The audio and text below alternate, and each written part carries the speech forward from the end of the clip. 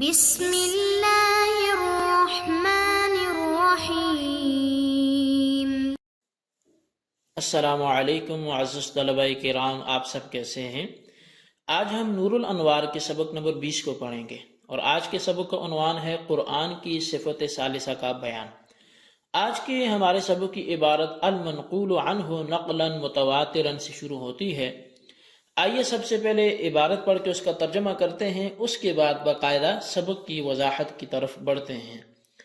مصنف علیہ رحمہ لکھتے ہیں المنقول عنہ نقلا متواترا بلا شبہت، کہ وہ نبی علیہ السلام سے بغیر کسی شبہ کے تواتر کے ساتھ منقول ہو۔ صفت ثالثۃ للقرآن، یہ قرآن کی تیسری صفت ہے۔ ای المنقول عن الرسول علیہ السلام نقلا متواترا بلا شبہت فی نقلہ، یعنی کہ وہ رسول کریم علیہ السلام سے اس طرح تواتر سے منقول ہو کہ اس میں شبہ نہ ہو اس کے نقل ہونے میں۔ واحترز بقولہ متواترا عما نقل بطریق الاحاد، تو ماتن نے اپنے قول متواتر سے احتراز کیا ہے ان آیات سے جو بطریق احاد نقل کی گئی ہیں، کقراءۃ ابی فی قضاء رمضان فعدۃ من ایام اخر متتابعات، جیسا کہ ابی کی قراءت قضاء رمضان کے حوالے سے جس میں متتابعات کے الفاظ ہیں۔ وعما نقل بطریق الشہرۃ کقراءۃ ابن مسعود فی حد السرقۃ فاقطعوا ایمانہما وفی کفارۃ الیمین فصیام ثلاثۃ ایام متتابعات، اور ماتن کی قول متواترن سے انہوں نے احتراز کیا ہے ان آیات سے بھی جو بطریق شہرت یعنی خبر مشہور کے طور پر نقل کی گئی، جیسا کہ ابن مسعود رضی اللہ تعالیٰ عنہ کی قرات چوری کے حد کے بارے میں فقطعوا ایمانہما اور کفارہ یمین کے حوالے سے فصیام ثلاثۃ ایام متتابعات، وقولہ بلا شبہۃ، اور ماتن کا بلا شبہۃ کا قول کہنا تاکید علی مذہب الجمہور، جمہور کے مذہب پر یہ تاکید ہے۔ لأن کل ما یکون متواترا یکون بلا شبہۃ، اس لیے کہ ہر وہ چیز جو متواتر ہے وہ بلا شبہ ہی ہے۔ وعند الخصاف هو احتراز عن المشہور، اور امام خصاف کے نزدیک یہ بلا شبہۃ کی قید جو ہے یہ بطریق مشہور جو آیات منقول ہوئی ہیں ان سے احتراز ہے۔ لأن المشہور عنده قسم من المتواتر، اس لیے کہ امام خصاف کے نزدیک جو مشہور ہے وہ متواتر کی قسم ہے، لیکن مع شبہۃ، لیکن وہ شبہ کے ساتھ ہے۔ وهذا كله على تقدیر ان يكون اللام في المصاحف للجنس، اور یہ ساری کی ساری تعویلیں اس صورت میں تھی کہ جب لام مصاحف میں یہ جنس کے لیے ہو، جو المصاحف کا لام ہے یہ جنسی ہو۔ وَأَمَّا إِذَا كَانَ لِلْعَهْدِ، بر جب یہ لام عہدی ہو، فَتَخْرُجُ الْقِرَاءَةُ الْغَيْرُ الْمُتَوَاتِرَةُ كُلُّهَا بِقَوْلِهِ فِي الْمَصَاحِفِ، تو پس پھر غیر متواترہ جتنی بھی قراءتیں ہیں وہ ساری کی ساری المصاحف کے قول سے ہی نکل جائیں گی۔ وَيَكُونُ قَوْلُهُ الْمَنْقُولُ عَنْهُ إِلَىٰ آخِرِهِ بَيَانًا لِلْوَاقِعِ، اور ماتن کا یہ قول المنقول عنہ یہ آخر تک یہ اس واقع کا بیان بن جائے گا۔ وقیل قولہ بلا شبہۃ احتراز عن التسمیۃ، اور کہا گیا کہ ماتن کا قول بلا شبہۃ یہ تسمیہ سے احتراز کرنا ہے۔ لأن فیہا شبہۃ، اس لیے کہ تسمیہ میں بھی شبہ ہے۔ ولذا لم یکفر جاحدها ولم یجز الاکتفاء بها فی الصلاۃ ولم تحرم تلاوتها للجنوب والحائض والنفساء، یہی وجہ ہے کہ اس کے انکار کرنے والے کو اور حکم کفر نہیں لگایا جاتا، اور اس کے ساتھ نماز میں قرات کرنے والے کی نماز پہ جواز کا یعنی اس کی نماز جائز ہے کافی ہے یہ نہیں کہا جاتا،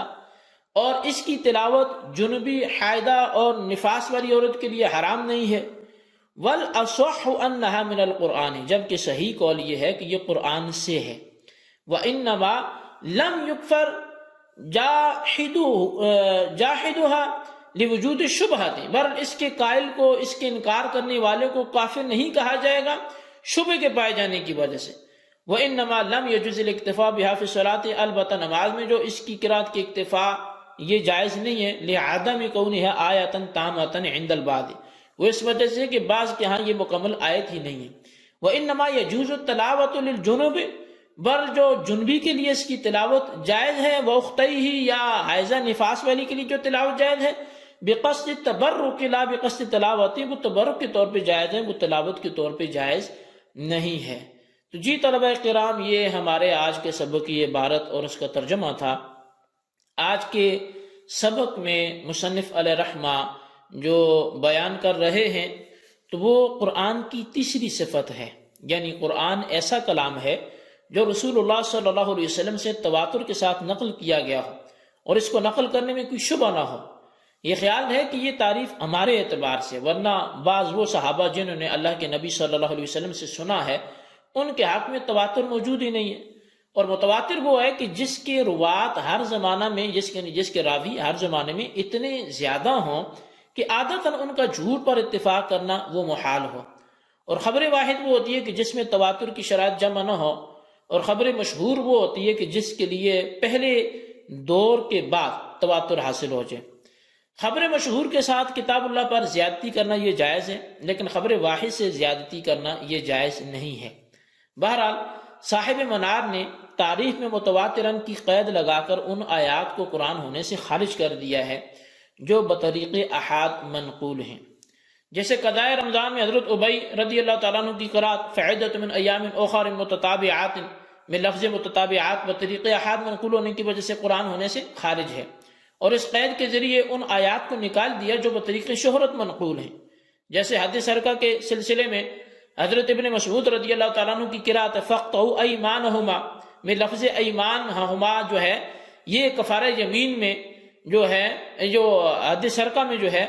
یہ ایمانہما یہ لفظ جو ہے یہ قرآن کا حصہ نہیں ہے، چونکہ یہ خبر مشہور سے ثابت ہے۔ اور کفارہ یمین میں فصیام ثلاثۃ ایام متتابعات میں جو لفظ متتابعات ہے یہ بطریق خبر مشہور کے منقول ہے، تو اس لیے یہ قرآن ہونے سے خارج ہے۔ شارح علیہ رحمہ نے فرمایا کہ ماتن کا جو قول ہے نا بلا شبہۃ، جمہور کے مذہب پر تو یہ نقلاً متواتراً کی تاکید ہے، کیونکہ جو چیز تواتر کے ساتھ منقول ہوتی ہے اس کے منقول ہونے میں کوئی شبہ نہیں ہوتا۔ لیکن امام خصاف نے فرمایا کہ بلا شبہ کی قید سے خبر مشہور قرآن ہونے سے خارج ہو جاتی ہے، کیونکہ امام خصاف کے نزدیک خبر مشہور خبر متواتر کی ایک قسم ہے، لیکن اس کے ساتھ شبہ ہوتا ہے، اور خبر متواتر سے جو شبہ ہوتا ہے تو وہ خبر متواتر، کیونکہ وہ شبہ اس میں ہوتا ہے خبر متواتر کی قسم خبر مشہور میں، لیکن خبر متواتر سے جو ہے وہ پاک ہوتی ہے، پس بلا شبہ کی قید لگا کر خبر مشہور کو قرآن ہونے سے خارج کر دیا۔ یعنی کہ خبر مشہور خبر متواتر کی ایک قسم ہے، لیکن اس کے ساتھ شبہ ہوتا ہے، اور خبر متواتر شبہ سے پاک ہوتی ہے، تو لہٰذا جب یہ کہا کہ بلا شبہ تو خبر مشہور کو اس سے خارج کر دیا۔ اب صاحب نور الانوار فرماتے ہیں کہ نقلاً متواتراً کی قید سے غیر متواتر قراتوں کا اخراج اس صورت میں ہوگا کہ جب المصاحف کا الف لام جنسی ہو، لیکن اگر الف لام عہد خارجی کا ہو اور مصاحف سے مراد قراء سبع کے مصاحف ہوں تو پھر تمام غیر متواتر جو قراتیں ہیں وہ المصاحف کی قید سے خارج ہو جائیں گی، کیونکہ غیر متواتر قراتیں خواہ بطریق احاد منقول ہوں یا بطریق شہرت منقول ہوں اور رائے سبع کے مصاحف میں مکتوب نہیں ہے، پس الف لام عہد خارجی کی صورت میں جب تمام غیر متواتر قراتیں المصاحف کی قید کے ذریعے قرآن ہونے سے خارج ہو گئیں تو ماتن کا قول المنقول عنہ قید احترازی نہ ہوگا بلکہ قید اتفاقی ہوگا۔ اچھا، اب یہ ایک قول یہ بھی کہا گیا، یہ جو بلا شبہۃ ہے نا یہ تسمیہ سے احتراز کرنا مقصد ہے، اس لیے کہ اس کے آیت قرآن ہونے میں بھی شبہ ہے، اور اس کے آیت قرآن ہونے میں بھی چونکہ بعض کے ہاں وہ آیت قرآن کی مکمل آیت نہیں ہے، قرآن کا حصہ نہیں ہے، تو یہی وجہ ہے کہ جو اس کا انکار کرتا ہے اس کو کافر نہیں کہا جاتا، کہ قرآن کے انکار تو کفر ہے۔ اور پھر قرآن نماز میں پڑھیں تو نماز ہو جاتی ہے، لیکن بسم اللہ سے ہی صرف پڑھی گئی تو نماز کافی نہیں ہے، اور قرآن کی تلاوت جنبی حائضہ نفاس والی کے لیے منع ہے، جبکہ بسم اللہ وہ اس دوران بھی پڑھ سکتے ہیں، اس کا مطلب یہ ہے کہ جو قرآن سے نہیں ہے۔ لیکن پھر فرمایا کہ نہیں، صحیح مذہب یہ ہے کہ بسم اللہ قرآن سے ہے، البتہ جو اس کے انکاری کو کافر نہیں کہا جاتا، وہ اس کے قرآن کے سے ہونے میں چونکہ شبہ آ گیا تو شبہ کی وجہ سے حکم کفر نہیں لگتا، اور جو اس ہی کی بنا پر نماز جائز نہیں ہوتی تو اس وجہ سے کہ یہ پوری آیت نہیں ہے، یعنی بعض لوگوں کہ ہاں یہ آیت تو ہے لیکن پوری آیت نہیں ہے، بلکہ یہ الحمدللہ رب العالمین کے ساتھ متصل ہے، اس وجہ سے اس کی بنا پر نماز کافی نہیں ہے۔ اور رہی بات یہ کہ جنبی اور حیضہ نفاس والی کے لیے اس کی تلاوت کیوں جائز ہے، حالانکہ یہ قرآن ہے، تو اس کی وجہ یہ ہے کہ یہ بطریق تلاوت ان کے لیے جائز نہیں ہے، بلکہ بطور تبرک کے اگر وہ اس کو پڑھنا چاہیں تو حصول برکت کے لیے اس کو پڑھ سکتے ہیں۔ تو بہرحال یہ قرآن میں سے ہے۔ بہرحال یہ ہمارا آج کا سبق تھا جو ہم نے سنا، اس کو اپنے رجسٹر پر خلاصتاً نوٹ کریں، بالخصوص ان سوالات کے جوابات دیں۔ سوال نمبر 1 یہ ہے کہ قرآن کی صفت ثالثہ کیا ہے، اس کے فوائد و قیود بیان کریں۔ اور سوال نمبر 2 یہ ہے کہ بسم اللہ قرآن سے ہے یا نہیں، امثلہ سے وضاحت کریں۔ اللہ تبارک و تعالیٰ سے دعا ہے جو کچھ ہم نے پڑھا سنا اسے یاد رکھنے کی توفیق نصیب فرمائے، آمین بجاہ النبی الامین صلی اللہ علیہ وسلم۔